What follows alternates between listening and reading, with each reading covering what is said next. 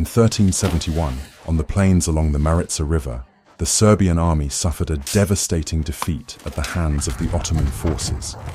This loss was not merely a setback on the battlefield, it shattered the very pillars of power that held the Serbian Empire together. Two of the most influential military and political figures of the time, Vuković and his brother Uglješa, were both killed in the fighting. Their deaths left a void that no one was able to fill. Only a few months later, Emperor Stefan Uroš V, remembered by history as Uroš the Weak, passed away. He left behind no legitimate heir. With the death of Uroš V, the Nemanjić dynasty, the ruling house that had governed Serbia for more than 2 centuries, came to an official end. For the first time in generations, Serbia was left without an emperor. There was no central authority, no unity. Territories that had once belonged to a powerful empire were quickly divided. Local lords seized control of their own lands. Each raised his own army. Each pursued his own interests. From a unified political entity, Serbia became a fragmented mosaic of rival domains. For the Christian states of the Balkans, this marked the beginning of a deeply unstable era. And for the Ottomans, it was a clear sign that a great opportunity was beginning to emerge. When an empire collapses, a power vacuum never remains empty for long. There are always other forces ready to step in. If you have ever heard stories about this turbulent period, or if you have your own thoughts on the disintegration of medieval Serbia, we invite you to share your reflections below. Your perspective helps history continue to be viewed through many different lenses. After the collapse of Serbia's central authority, the Christian lands of the Balkans entered a state of deep vulnerability. There was no longer a common leader, no unified army. Each lord was left to defend his own domain. Facing them was the Ottoman Empire, now expanding rapidly under Sultan Murad the foe. Murad possessed the strength to defeat his rivals one by one, yet he did not rush to unleash the full force of his armies. The Sultan understood that seizing land did not automatically mean controlling people. A conquest carried out too quickly could provoke rebellion. It might even encourage the Balkan states to unite against him. For that reason, Murad chose a different path, a path defined by strategy and patience. Instead of directly annexing the lands of defeated opponents, he extended offers of peace. The terms were clear: recognition of Ottoman overlordship in exchange for limited self-rule. The Dejanović family in Serbia was among the first to accept these terms.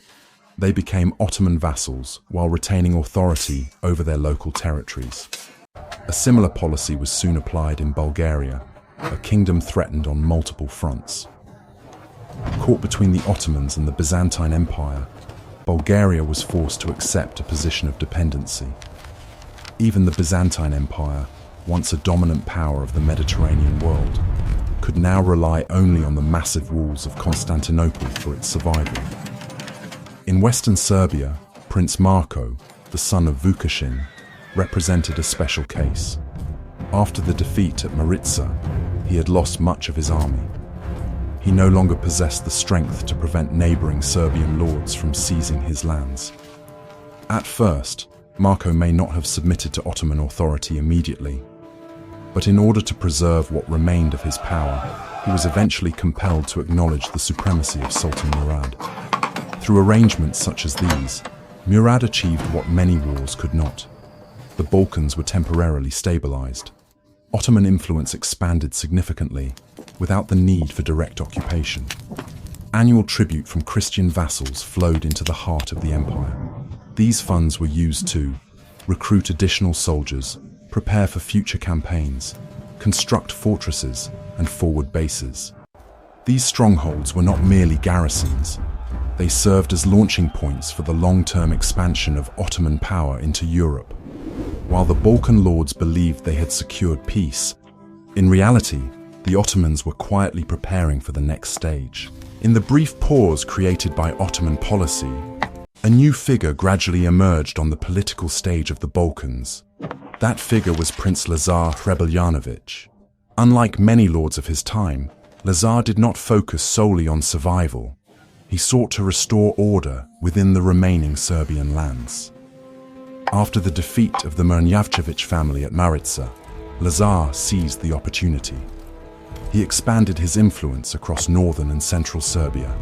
Step by step, he strengthened his power, both militarily and economically. One of his most important allies was Vuk Branković, who was also Lazar's son-in-law. Branković controlled the region of Kosovo, an area of exceptional strategic importance. It was Branković who captured Skopje from Prince Marko. The city had once served as the capital of the Serbian Empire. Its loss marked the irreversible decline of Marko's power. In the autumn of 1373, Lazar made a decisive move. He formed an alliance with Ban Vlatko of Bosnia and the Hungarian nobleman Nicholas Gara. Their target was Nikola Altomanović, one of the most powerful remaining Serbian lords. Attacked from multiple directions at once, Altomanović was unable to resist. His domain was conquered and divided among the victors. This campaign brought Lazar more than new territory. It eliminated a major rival, and, more importantly, it strengthened his political authority in the eyes of other Serbian nobles. By 1379, Lazar expanded his control into the northern region of Braničevo. The area was rich in resources and occupied a key position along important trade routes. These newly acquired lands provided a stable source of tax revenue manpower for building an army mineral wealth to support recruitment and equipment. With this foundation in place, Lazar began to view himself as the legitimate ruler of the Serbian lands. He openly claimed the right to inherit the legacy of the fallen empire. To the west, Vlatko of Bosnia was also rising in power.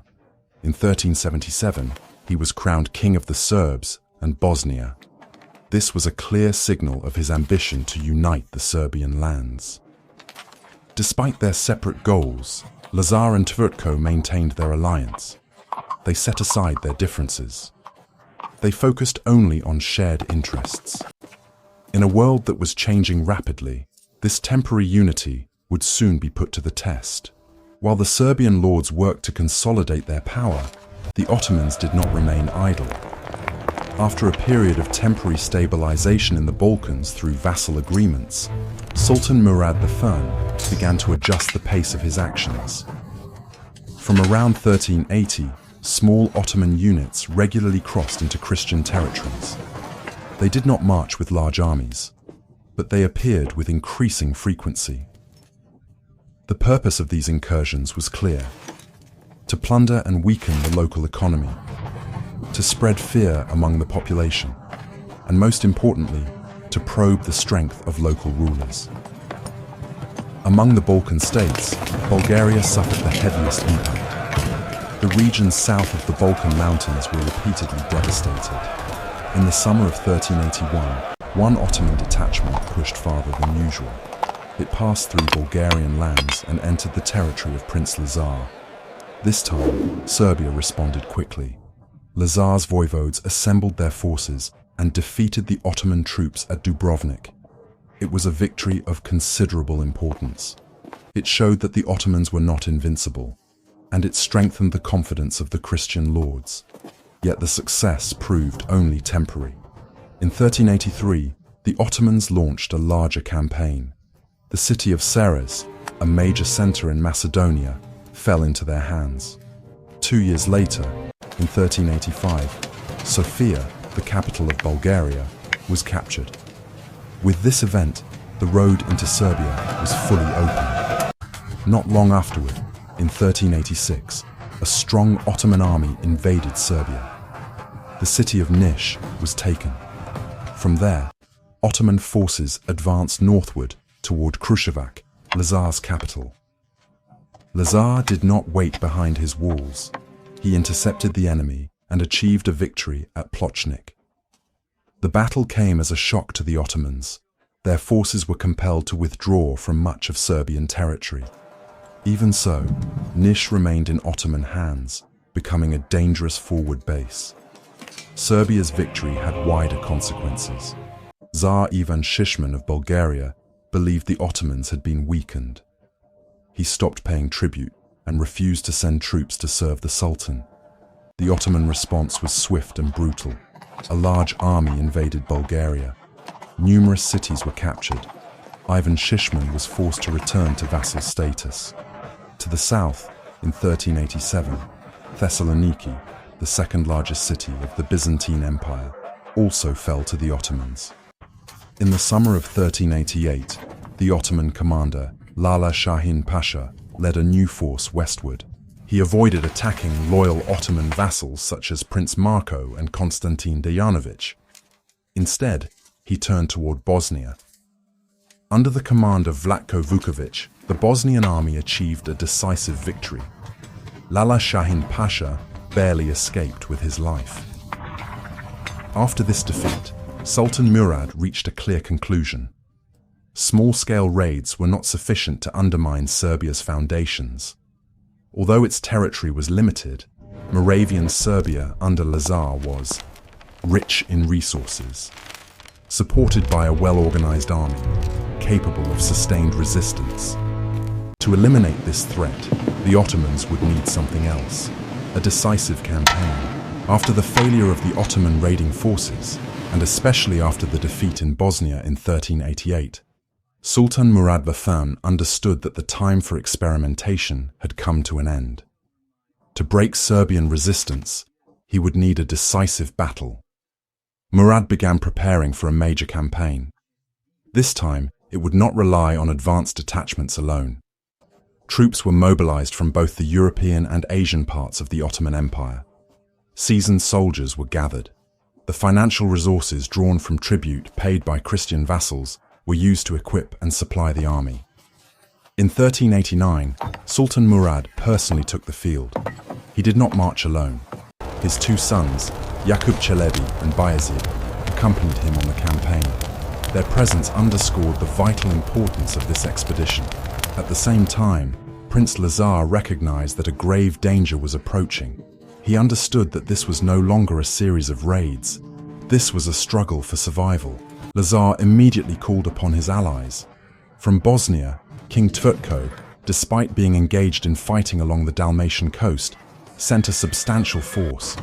This contingent was placed under the command of Vlatko Vuković, a commander with direct experience fighting the Ottomans.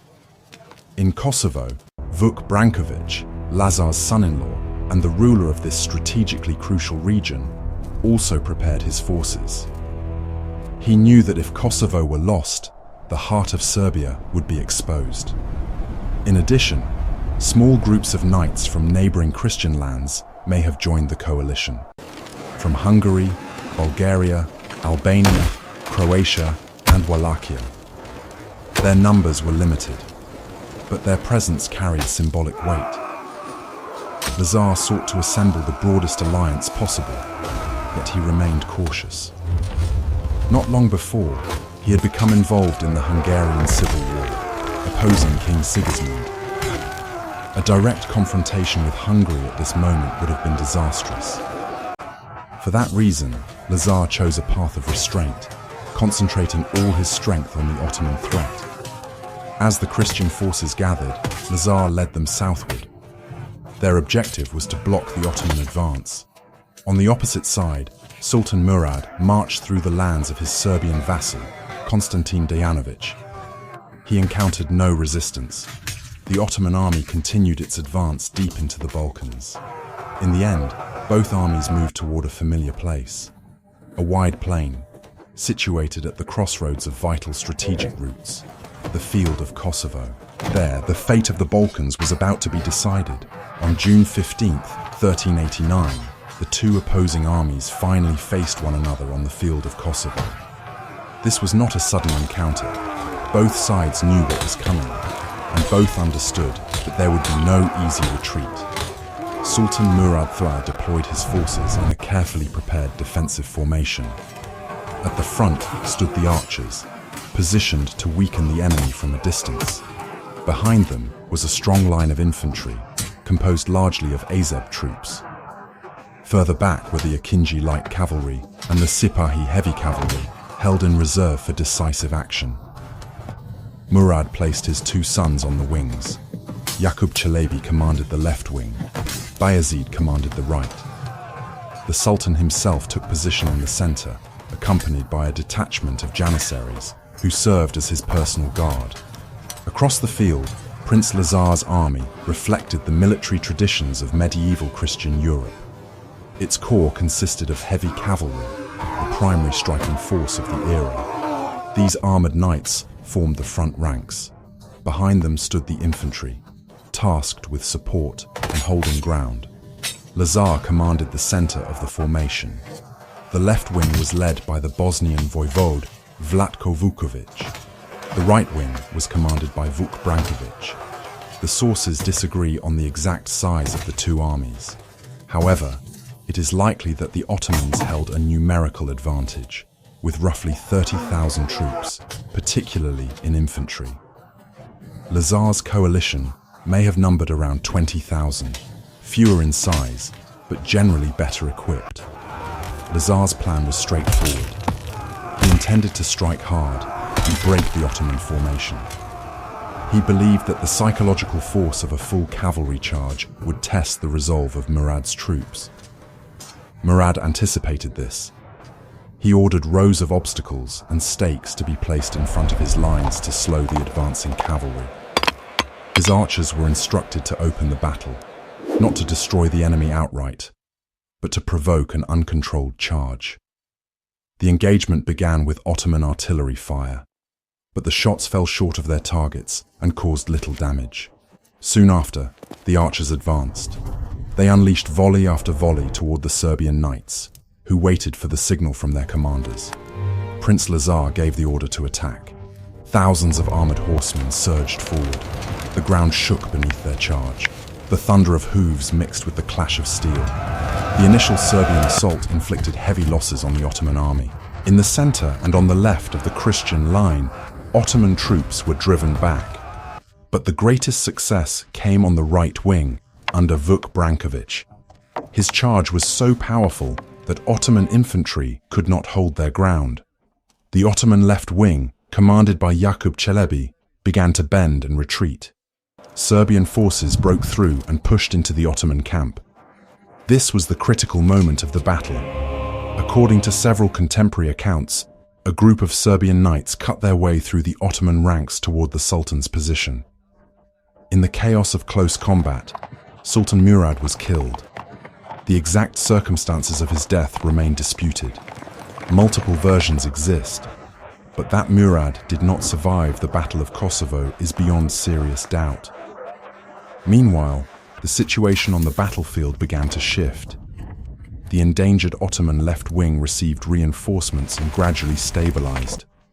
On the opposite flank, Ottoman forces managed to halt the Bosnian advance. At this point, Bayezid committed his cavalry.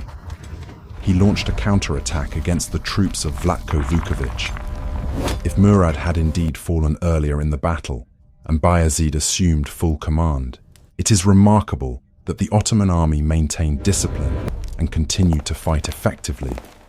Under mounting pressure, the Bosnian forces began to lose cohesion and slowly withdrew. Eventually, the entire left wing of the Christian coalition fled the field. This collapse exposed the flank of Lazar's center. Bayezid acted immediately. Ottoman troops surged against the Serbian center. Seeing that the battle was lost, Vuk Branković most likely ordered an organized withdrawal, preserving much of his force. Prince Lazar was less fortunate. Unable to retreat in good order, he either fell in battle or was captured and later executed. The Battle of Kosovo ended with both sides exhausted and shattered. No clear triumph remained on the field, only the heavy cost of war. When the fighting ended, the field of Kosovo belonged to no one. Both armies had suffered severe losses.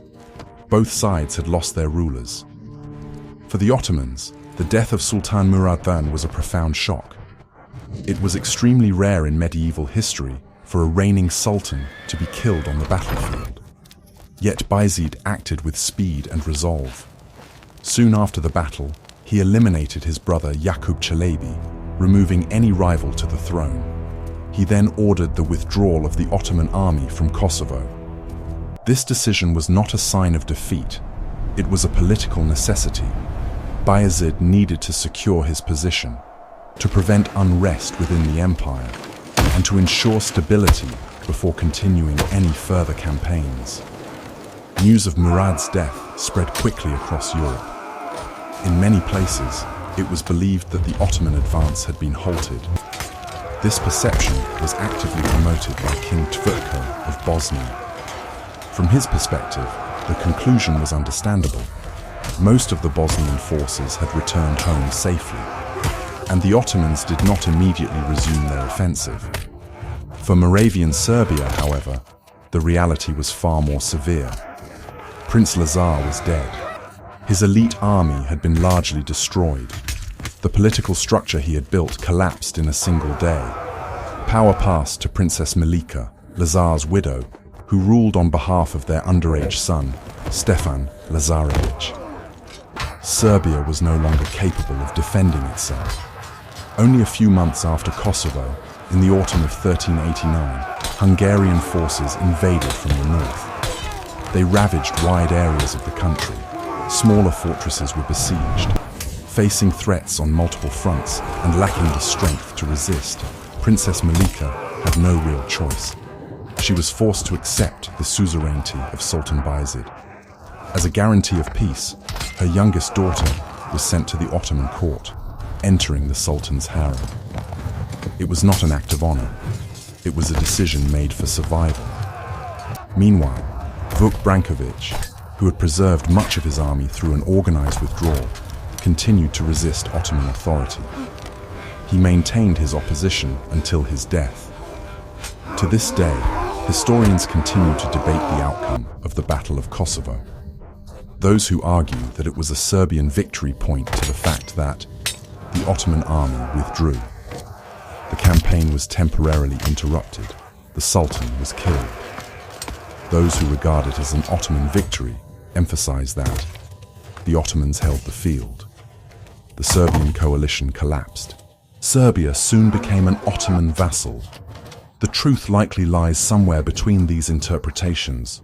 Kosovo was not a clear victory for either side, but it broke the strongest organized resistance in the Balkans. As early as 1390, the Ottomans resumed their campaigns. This time, there was no coalition strong enough to stop them. From Kosovo onward, the balance of power in the Balkans was permanently altered.